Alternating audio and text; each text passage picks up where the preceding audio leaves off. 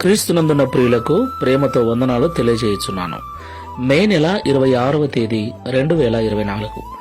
ఈరోజు దేవుడు మనకు చేస్తున్న వాగ్దానం ఏమిటనగా యెషయా గ్రంథము 58వ అధ్యాయము 11వ వచనం.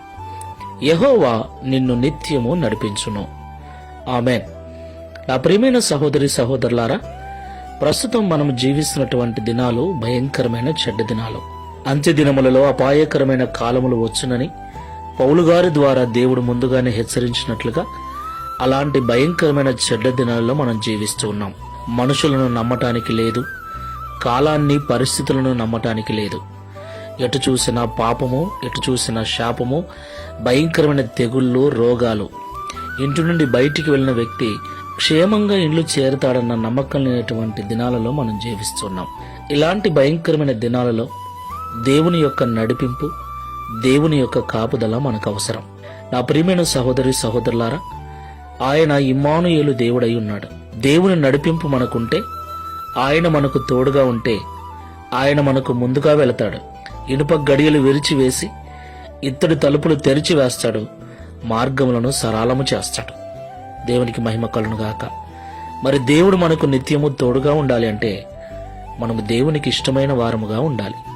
దేవుని మందిరమునకు వెళుతూ, దేవుని మాటలు వింటూ, వాక్యానుసారమైన జీవితాలు జీవిస్తూ, అందరి ఎడల సాధ్యమైనంత వరకు సమాధానము, ప్రేమ, సఖ్యత కలిగి జీవిస్తూ దేవుని ప్రేమను లోకానికి చూపించే వారముగా ఉండాలి. అప్పుడు దేవుని తోడు మనకుంటుంది, దేవుని కాపుదల మనకుంటుంది. పరిశీలించుకొని ప్రార్థన చేసుకుందాం. సర్వోన్నతుడా, సర్వశక్తిమంతుడా, మీకు స్తోత్రాలు స్వామి.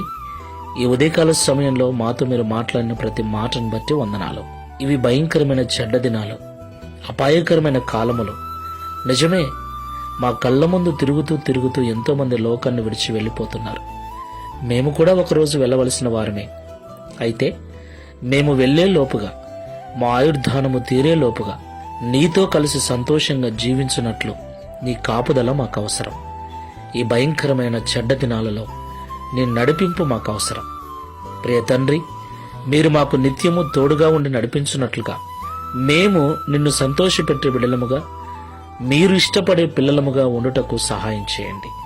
నీ మాటలు వింటున్న మేమందరం కూడా వాటి ప్రకారంగా జీవిస్తూ నిన్ను సంతోషపరుస్తూ, తద్వారా నీ నడిపింపులో ఉండుటకు, నీ క్షేమాన్ని పొందుకొని సురక్షితంగా బ్రతుకుటకు సహాయం చేయమని ఈ ప్రార్థనలో ఏకీవిస్తున్న ప్రతి ఒక్కరికి అలాంటి జీవితములు అనుగ్రహించి ఈ వాగ్దానమును నెరవేర్చి మీ నామాన్ని మహిమపరచుకునమని యేసు నామములో ప్రార్థిస్తున్నాము తండ్రి. Amen. Praise the Lord. God bless you.